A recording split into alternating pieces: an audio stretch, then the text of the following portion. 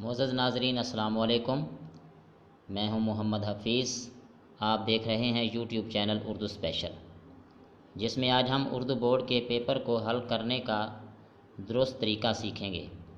یہ ویڈیو بہت اہم ہے کیونکہ بہت سے طلباء تیاری تو بہت اچھی کر لیتے ہیں، لیکن پیپر پریزنٹیشن اچھی نہ ہونے کی وجہ سے اچھے نتائج حاصل نہیں کر پاتے۔ اچھی پریزنٹیشن اچھے نمبر لینے میں اہم کردار ادا کرتی ہے۔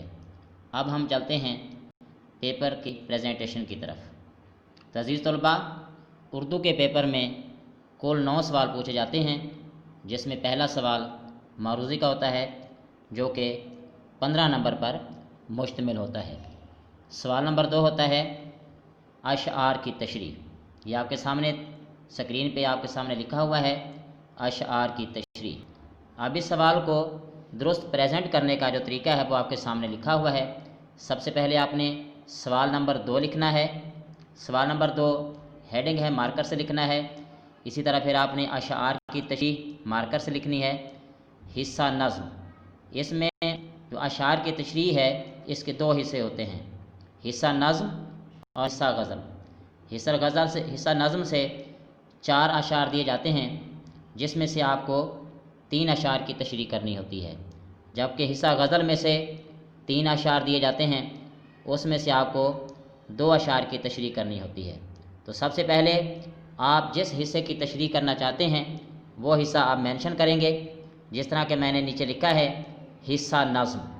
حصہ نظم کا پہلا شعر ہے، جیسے میں نے یہ لکھا ہے، ڈالی گئی جو فصلیں خزاں میں شجر سے ٹوٹ، ممکن نہیں ہری ہو سحاب بہار سے۔ اسی طرح شعر کو آپ نے مارکر سے لکھنا ہے۔ پھر آپ نے نیچے آنا ہے شاعر کا نام۔ شاعر کا نام آپ نے مارکر سے لکھنا ہے، اور اس کا جو اصل نام ہے علامہ محمد اقبال، یہ آپ پین سے لکھیں گے۔ اسی طرح صنف سخن، یہ بھی آپ مارکر سے لکھیں گے۔ صنف سخن کے اعتبار سے یہ نظم ہے، چونکہ یہ شعر ہم نظم کے لیے لے رہے ہیں۔ اس کے بعد ہم تشریح شروع کریں گے۔ تشریح جو ہے کم از کم آپ کی 1.5 پیج پر مشتمل ہونی چاہیے۔ اچھے نمبر لینے کے لیے کم از کم ایک شعر کی تشریح 1.5 پیج پر مشتمل ہونی چاہیے، اور اس میں آپ حوالے کی اشعار، حوالے کی حدیث یا حوالے کی آیت وغیرہ بھی لکھیں گے، پھر آپ کو اچھے نمبر مل سکتے ہیں۔ اس کے بعد ہے سوال نمبر 3۔ سوال نمبر 3 کی جو درست پریزنٹیشن ہے وہ بھی آپ کے سامنے لکھی ہوئی ہے۔ سب سے پہلے آپ کیا لکھو گے؟ سوال نمبر 3 مارکر سے۔ اس کے بعد اقتباسات کی تشریح۔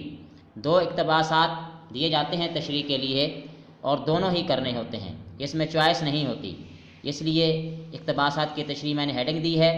اب جون سے پیراگراف کی آپ تشریح کرنا چاہتے ہیں اس کو آپ مینشن کریں گے، جس طرح کہ میں نے الف پیراگراف لکھا ہے۔ الف لکھنے کے بعد جس پیراگراف کی آپ تشریح کر رہے ہیں اس پیراگراف کو آپ ڈوٹڈ فارم میں اس طرح لکھیں گے، جس طرح میں نے یہ نیچے لکھا ہے، مروت اور لحاظ، آگے ڈاٹ دے دیے ہیں، اور آخری جو الفاظ ہیں اس کے واپس نہ کرتے تھے۔ اس کے بعد نیچے آ جائیں گے، آپ ہیڈنگ دیں گے حوالہ متن۔ حوالہ متن میں عزیز طلباء ہمیں 2 یا 3 چیزیں ہمیں بتانی ہوتی ہیں۔ حوالہ متن سے مراد یہ ہوتا ہے کہ یہ سبق جو ہے یہ جو پیراگراف ہے یا اقتباس ہے کس سبق سے لیا گیا ہے اور اس کے مصنف کون ہیں۔ تو میں نے یہ نیچے لکھا ہے، سبق کا عنوان مرزا غالب کے عادات و خصائل، یعنی اس پیراگراف کی تشریح یہ سامنے اوپر لکھا ہوا ہے ڈوٹڈ فارم میں پیراگراف، یہ جو پیراگراف ہے مرزا غالب کے عادات و خصائل سے لیا گیا ہے۔ اسی طرح نیچے لکھیں گے مصنف کا نام، یہ بھی آپ مارکر سے لکھیں گے، مصنف کون ہیں؟ مولانا الطاف حسین حالی۔ اس کے بعد صنف ادب، یعنی یہ جو سبق ہے ہمارے نصاب میں شامل مرزا غالب کی عادات و خصائل، یہ صنف کے اعتبار سے کیا ہے، یعنی ادبی صنف اس کی کون سی ہے۔ تو صنف کے اعتبار سے یہ سوانح نگاری ہے، سوانح عمری ہے، کیونکہ یہ مولانا الطاف حسین حالی کی کتاب یادگار غالب سے لیا گیا ہے، اور یادگار غالب جو ہے یہ مرزا غالب کی ایسے کہنے کے حالات زندگی پر مشتمل کتاب ہے، اس لیے یہ سوانح نگاری ہے۔ اس کے بعد آپ لکھیں گے خط کشیدہ الفاظ کے معنی۔ خط کشیدہ الفاظ کے معنی لکھنے کے بعد آپ پیج کے درمیان میں لائن لگائیں گے، ایک طرف آپ الفاظ لکھیں گے اور دوسری طرف آپ اس کے معنی لکھتے جائیں گے، جیسے کہ آپ سامنے لکھے ہوئے ہیں۔ خط کشیدہ الفاظ لکھنے کے بعد آپ جو ہے لفظ تشریح جو ہے وہ آپ مارکر سے موٹا کر کے لکھو گے، اسی طرح ہی پریزنٹ ٹینس جس طرح سامنے لکھی ہوئی ہے، اور اس کے بعد آپ پیراگراف کی جو تشریح ہے وہ اپنے الفاظ میں آپ نے بیان کرنی ہے۔ عزیز طلباء، آگے چلتے ہیں سوال نمبر 4 کی طرف۔ جو سوال نمبر 4 ہے وہ ہوتا ہے سوالات کے مختصر جوابات دینے پر۔ سوالات کے مختصر جوابات کا جو پریزنٹیشن ہے وہ بھی آپ کے سامنے لکھی ہوئی ہے کہ سب سے پہلے آپ لکھو گے سوالات کے جوابات۔ بہت سے طلباء جو لکھتے ہیں جس طرح پیپر کے اوپر لکھا ہوتا ہے کویشچن پیپر کے اوپر کہ مندرجہ ذیل سوالات کے جوابات لکھیں، وہ آپ نے نہیں لکھنا، جسٹ آپ نے لکھنا ہے سوالات کے جوابات۔ سوالات کے جوابات لکھنے کے بعد آپ جون سا سوال کرنا چاہتے ہیں آپ اس کی نمبرنگ دیں گے، جس طرح کہ میں نے یہ نمبرنگ دی ہے۔ نمبر 1 حضرت امیر سے کون سی شخصیت مراد ہے۔ اس کے بعد آپ جواب لکھو گے مارکر سے، اور جو جواب ہے لفظ جواب مارکر سے، اور اس کے نیچے جو ہے حضرت امیر سے حضرت علی کی شخصیت مراد ہے، یہ آپ پین سے لکھو گے۔ اس کے بعد سوال نمبر 2 آ جائے گا، وہ بھی آپ اسی طرح لکھو گے کہ قوم کی بہتری کیسے ممکن ہے۔ جواب میں نے لکھا ہے دلی قوا کو بیدار کرنے سے قوم کی بہتری ممکن ہے۔ اس طرح ہمارے پاس سوال نمبر 5 ہے، اس کی بھی صحیح اور درست جو پریزنٹیشن ہے وہ آپ کے سامنے لکھی ہوئی ہے۔ اس میں 2 اسباق دیے جاتے ہیں، اس میں ایک کا خلاصہ لکھنا ہوتا ہے، جس کا آپ نے خلاصہ لکھنا ہے۔ پہلے آپ لکھو گے سوال نمبر، اور یہ بورڈ کے پیپر میں سوال نمبر 5 ہوتا ہے۔ سوال نمبر 5 لکھو گے، سبق کا خلاصہ، سبق کا عنوان اور مصنف کا نام۔ نیچے پھر ہیڈنگ دو گے خلاصہ کی، اور پھر آپ اس سبق کا خلاصہ جو ہے اپنے الفاظ میں بیان کرو گے۔ یہ درست پریزنٹیشن آپ کے سامنے ہے، آپ نے اسی کو ہی فالو کرنا ہے۔ اس کے بعد ہے سوال نمبر 6۔ سوال نمبر 6 میں نظم کا خلاصہ یا نظم کا مرکزی خیال پوچھا جاتا ہے، لیکن عزیز طلباء آپ کوشش کریں کہ نظم کا جو ہے خلاصہ یاد کریں، کیونکہ خلاصے کے زیادہ نمبر ملتے ہیں۔ اسی طرح آپ نے پریزنٹ کرنا ہے اس کو۔ نظم کا عنوان، حمد، شاعر کا نام مولانا الطاف حسین حالی۔ اس کے بعد نیچے لفظ خلاصہ لکھو گے۔ خلاصہ لکھنے کے بعد پھر آپ اس حمد کا یا جون سی بھی آپ کو نظم دی جاتی ہے اس کا آپ خلاصہ لکھ دو گے۔ اس کے بعد آتا ہے ہمارے پاس سوال نمبر 7۔ یہ چوائس کا سوال ہوتا ہے، اس میں لیٹر یعنی خط پوچھا جاتا ہے اور درخواست پوچھی جاتی ہے۔ سب سے پہلے میں آپ کو جو ہے درخواست لکھنے کا جو صحیح طریقہ ہے، جو اس کی صحیح پریزنٹیشن ہے وہ میں آپ کو بتاؤں گا، وہ آپ کے سامنے بھی لکھی ہوئی ہے۔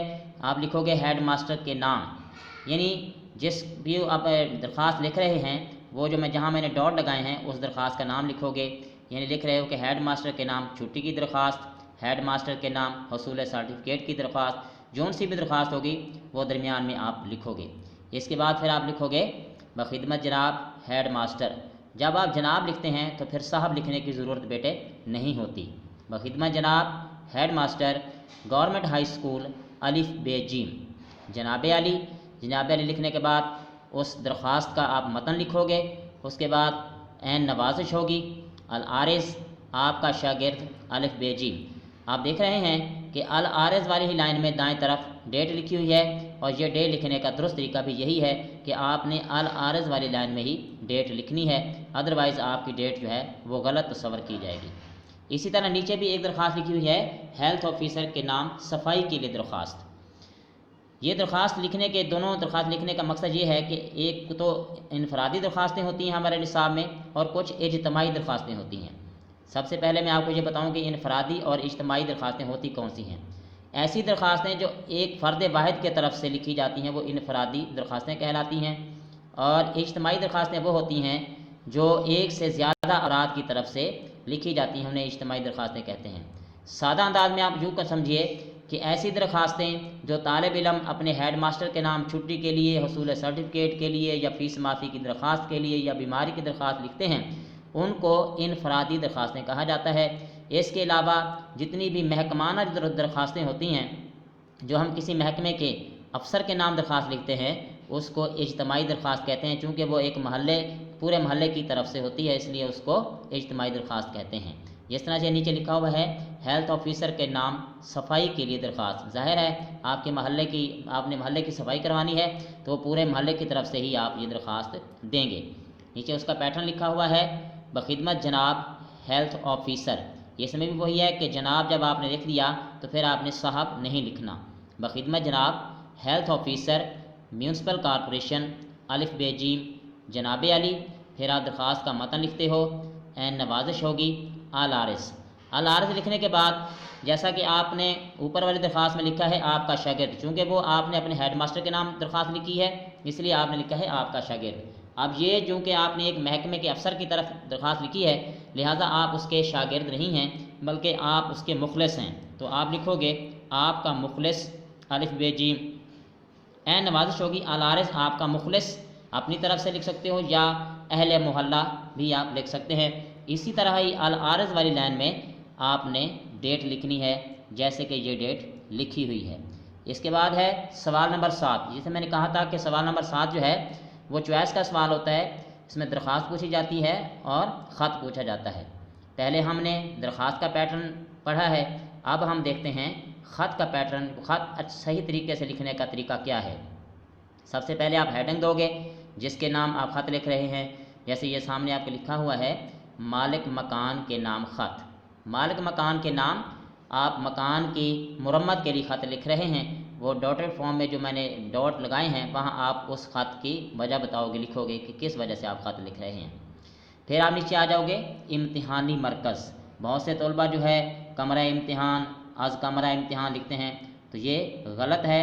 आपने सिर्फ जस्ट लफ्ज़ जो है इम्तिहानी मरकज़ लिखना है। इम्तिहानी मरकज़ लिखने के बाद नीचे आप डेट लिखोगे। डेट भी आप कोशिश करें कि उर्दू फ़ॉन्ट में लिखें जैसे ये लिखी हुई है 2 अक्टूबर 2020 ईस्वी। मोहतरम हाजी साहब, चूँकि आप मालिक मकान के नाम ख़त लिख रहे हैं तो वो जो आपके मालिक मकान है उनका नाम हाजी साहब है, तो लिखते हैं आप मोहतरम हाजी साहब अस्सलाम वालेकुम। अस्सलाम वालेकुम लिखने के बाद फिर आप अपने ख़त का मुद्दा बयान करेंगे किस वजह से आप ख़त लिख रहे हैं।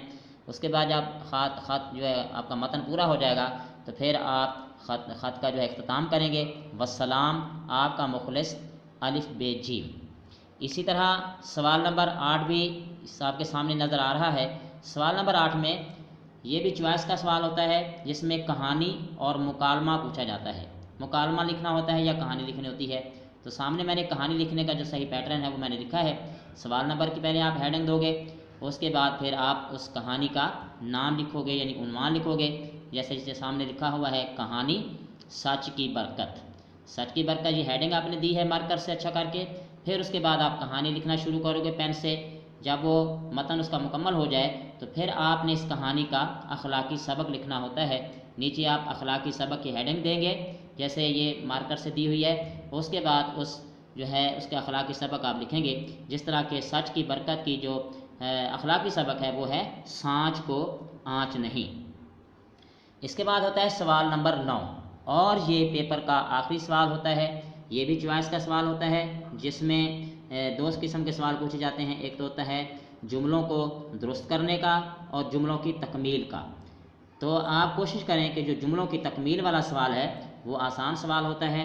उसमें आपने जुमले की तकमील करनी होती है। वो ख़ास तौर पर ज़रबुल इमसाल जो हैं उसमें से कुछ 5 जुमले लिखे जाते हैं खाली जगह की शक्ल में, उनको आपने फिल करना होता है, मुकम्मल करना होता है। जैसे कि ये सामने आपको पैटर्न लिखा हुआ है। सवाल नंबर 9 लिखोगे, जुमलों की तकमील लिखोगे। ये नहीं लिखोगे कि मंदरजा ज़ाय जुमलों की तकमील करें, मंदरजा ज़ाय लिखने की ज़रूरत नहीं है।